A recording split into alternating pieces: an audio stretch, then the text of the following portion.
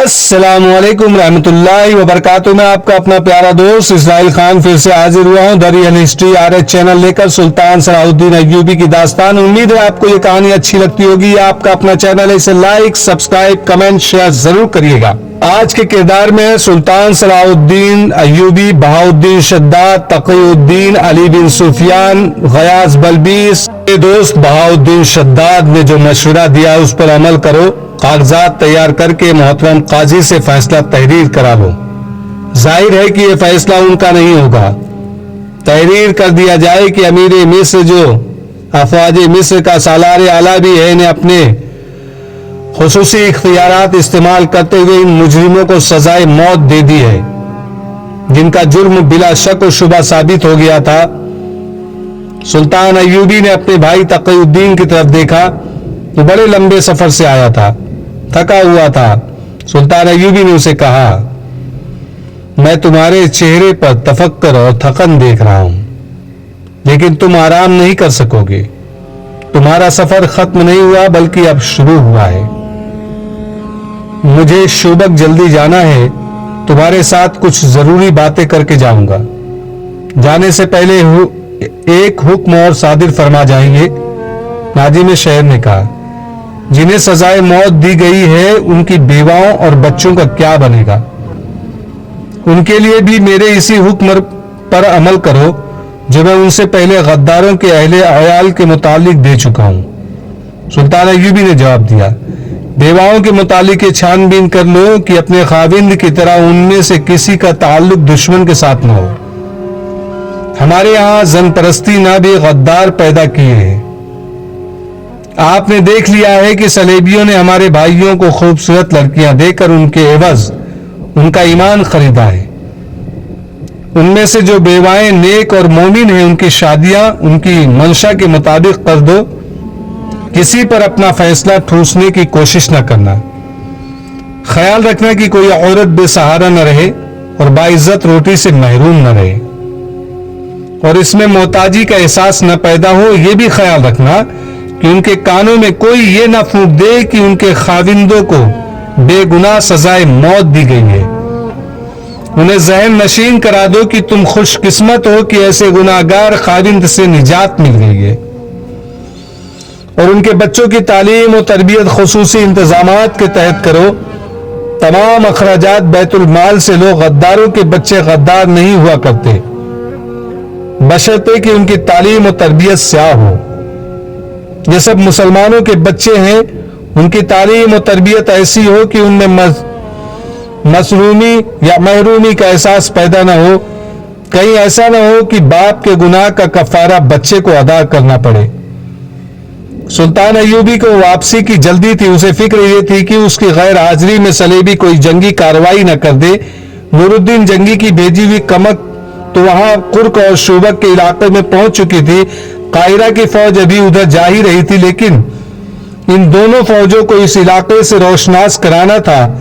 اس نے اپنے دفتر میں جا کر اپنے بھائی تقی الدین سے کہا. علی بن سفیان, اس کے نائب حسن بن عبداللہ, کوتوال غیاث بلبیس اور چند ایک نائبین اور حکام کو بلا لیا. وہ زیادہ تر ہدایت تقی الدین کو دینا چاہتا تھا.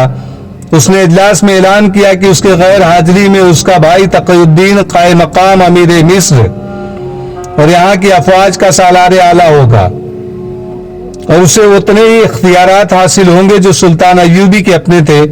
تقی الدین. سلطان ایوبی نے اپنے بھائی سے کہا, آج اسے دل سے نکال دو کہ تم میرے بھائی ہو. نااہلی, بددیانتی, کوتاہی, غداری یا سازش اور بے انصافی کا ارتکاب کرو گے تو اسی سزا کے مستحق سمجھے جاؤ گے جو شریعت کے قانون میں درج ہے.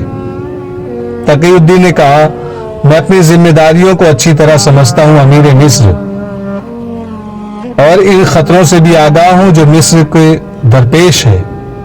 سلطان ایوبی نے کہا, صرف مصر کو نہیں, یہ خطرے سلطنت اسلامیہ کو درپیش ہیں اور اسلام کے فروغ اور سلطنت کی توسیع کے لیے بہت بڑی رکاوٹ ہیں. ہمیشہ یاد رکھو کہ کوئی بھی خطہ جو سلطنت اسلامیہ کہلاتا ہے وہ کسی ایک فرد یا گروہ کی جاگیر نہیں. وہ خدائے عز و جل کی سرزمین ہے اور تم سب اس کے پاسبان اور امین ہو۔ اس کی مٹی کا ذرہ ذرہ تمہارے پاس امانت ہے۔ اس کی مٹی بھی جب اپنے کام میں لانا چاہو تو سوچ لو کہ تم کسی دوسرے انسان کا حق تو نہیں مار رہے، خدا کی امانت میں خیانت تو نہیں کر رہے۔ میری باتیں غور سے سن لو تقی الدین۔ اسلام کی سب سے بڑی بدنصیبی یہ ہے کہ اس کے پیروکاروں میں غداروں اور سازش پسندوں کی تعداد بہت زیادہ ہے۔ کسی قوم نے اتنے غدار پیدا نہیں کیے جتنے مسلمانوں نے کیے ہیں۔ یہاں تک کہ ہماری تاریخ جو جہاد اور اللہ کے نام پر جنگ و جدل کے قابل فخر تاریخ ہے، غداری کی بھی تاریخ بن گئی ہے، اور اپنی قوم کے خلافت سازش گری ہماری روایت بن گئی ہے۔ علی بن سفیان سے پوچھو تقی، ہمارے وہ جاسوس جو صلیبیوں کے علاقوں میں سرگرم رہتے ہیں بتاتے ہیں کہ صلیبی حکمران مذہبی پیشوا اور دانشور اسلام کی اس کمزوری سے واقف ہیں کہ مسلمان زن اور اقتدار کے لالچ میں اپنے مذہب اور اپنے ملک اور اپنے قوم کا تختہ الٹ دینے سے بھی غریض نہیں کرتا۔ سلطان ایوبی نے اجلاس کے شرکا پر نگاہ دوڑائی اور کہا، ہمارے جاسوسوں نے ہمیں بتایا ہے کہ صلیبیوں نے اپنے جاسوسوں کا ذہن نشین کرایا ہے کہ مسلمان کی تاریخ جتنی فتوحات کی ہے اتنی ہی غداری کی تاریخ بھی ہے۔ مسلمانوں اتنی فتوحات حاصل نہیں کی جتنی غدار پیدا کیے ہیں۔ رسول اکرم صلی اللہ علیہ وسلم کی وفات کے فوراً بعد، ان کے پردہ کرنے کے بعد، مسلمان خلافت پر ایک دوسرے کے خلاف لڑنے کے لیے اٹھ کھڑے ہوئے۔ انہوں نے اقتدار کی خاطر ایک دوسرے کو قتل کیا۔ ایک خلیفہ یا امیر مقرر ہوا تو خلافت اور امارت کے دوسرے امیر امیدواروں نے اس کے خلاف یہاں تک سازشیں کی کہ اسلام کے دشمنوں تک سے درپردہ مدد لی، اور جس کے ہاتھ میں خلافت اور امارت آ گئی اس نے ہر اس قائد کو قتل کرایا جس سے اقتدار کو خطرہ محسوس ہوا۔ قومی وقار ختم ہوتا گیا اور ذاتی اقتدار رہ گیا۔ پھر تحفظ اسی کا ہوتا رہا، سلطنت کی توسیع ختم ہوئی، پھر سلطنت کا دفاع ختم ہوا، اور پھر سلطنت کے سکڑنے لگی۔ صلیبی ہماری اس تاریخی کمزوری سے آگاہ ہیں کہ ہم لوگ ذاتی اقتدار کے تحفظ اور استحکام کے لیے سلطنت کا بہت بڑا حصہ بھی قربان کرنے کو تیار ہو جاتے ہیں۔ یہی ہمارا تاریخ بنتی جا رہی ہے۔ تقی الدین اور میرے رفیقوں، میں جب ماضی پر نگاہ ڈالتا ہوں اور جب اپنی موجودہ دور میں غداروں کی بھرمار اور سازشوں کی جال کو دیکھتا ہوں تو یہ خطرہ محسوس کرتا ہوں کہ ایک وقت آئے گا کہ مسلمان تاریخ کی تحریروں کے ساتھ بھی غداری کریں گے۔ وہ قوم کی آنکھوں میں دھول جھونک کر لکھیں گے کہ وہ بہادر ہے اور انہوں نے دشمن کو ناک چنے چبوا دیے ہیں، مگر در پردہ دشمن کو دوست بنائے رکھیں گے، اپنی شکستوں پر پردے ڈالے رکھیں گے۔ سلطنت اسلامیہ سکڑتی چلے جائے گی اور ہمارے خود ساختہ خلیفے اس کا الزام کسی اور پر تھوپیں گے۔ مسلمانوں کی ایک نسل ایسی آئے گی جن کے پاس صرف نعرہ رہ جائے گا، اسلام زندہ باد۔ وہ نسل اپنی تاریخ سے آگاہ نہیں ہوگی۔ اس نسل کو یہ بتانے والا کوئی نہ ہوگا کہ اسلام کے پاسبان اور علم بردار وہ تھے جو وطن سے دور ریگزاروں میں، پہاڑوں اور وادیوں میں، اپنے ملکوں میں جا کر لڑے، دور دور لڑے۔ وہ دریا اور سمندر فلانگ گئے، انہیں کڑکتی بجلیاں، آندھیاں اور اولوں کے طوفان بھی نہ روک سکے۔ وہ ان ملکوں میں لڑے جہاں کے پتھر بھی ان کے دشمن تھے۔ وہ بھوکے لڑے، پیاسے لڑے، ہتھیاروں اور گھوڑوں کے بغیر بھی لڑے۔ وہ زخمی ہوئے تو کسی نے ان کے زخموں پر مرہم نہ رکھا۔ وہ شہید ہوئے تو ان کے رفیقوں کو ان کے لیے قبریں کھودنے کی مہلت نہ ملی۔ وہ خون بہاتے گئے، اپنا بھی دشمن کا بھی، اور پیچھے ایوان خلافت میں شراب بہتی رہی، برہنہ لڑکیوں کی ناچ ہوتے رہے۔ یہودی اور صلیبی سونے سے اور اپنی بیٹیوں کے حسن سے ہمارے خلیفوں اور ہمارے امیروں کو اندھا کرتے گئے۔ جب خلیفوں نے دیکھا کہ قوم ان تیز زنوں کی پجاری ہوتی جا رہی ہے جنہوں نے یورپ اور ہندوستان میں اسلام کے جھنڈے گاڑ دیے ہیں تو خلیفوں نے ان مجاہدین اسلام پر لوٹ مار اور زناکاری جیسے الزام تھوپنے شروع کر دیے، انہیں کمک اور رسد سے محروم کر دیا۔ مجھے قاسم کا وہ کم سن اور خوبرو بیٹا یاد آتا ہے جس نے اس حال میں ہندوستان کے ایک طاقتور حکمران کو شکست دی اور ہندوستان کے اتنے بڑے حصے پر قبضہ کر لیا تھا کہ اس نے کمک نہیں مانگی، رسد نہیں مانگی، مفتوحہ علاقوں کا ایسا انتظام کیا کہ ہندو اس کے غلام ہو گئے اور اس کی شفقت سے متاثر ہو کر مسلمان ہو گئے۔